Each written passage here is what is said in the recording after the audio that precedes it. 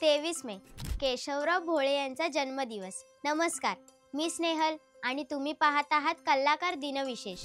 गायक, संगीतकार, लेखक, समीक्षक, चित्रकार, नाटककार अशा विविध क्षेत्रात स्वतःचा ठसा उमटवणारे असे अष्टपैलू व्यक्तिमत्व असलेले केशवराव वामन भोळे यांचा जन्म 23 मे 1896 रोजी अमरावतीत झाला। घरातच संगीतमय वातावरण असल्यामुळे त्यांनाही संगीताचा नाद लागला। 1926 मध्ये ते पुण्यात आले आणि त्यांनी गायक म्हणून कारकिर्दीस सुरुवात केली।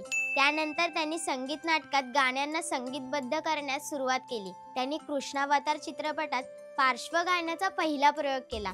प्रभात फिल्म कंपनीमध्ये संगीत दिग्दर्शक म्हणून काम केले। त्यांनी संत तुकाराम, संत ज्ञानेश्वर, संत सखू, अमृत मंथन, माझा मुलगा, कुंकू इत्यादी चित्रपटांसाठी संगीत दिग्दर्शन केले। 1933 साली त्यांनी नाट्य मनवंतर ही नाट्य संस्था स्थापन केली।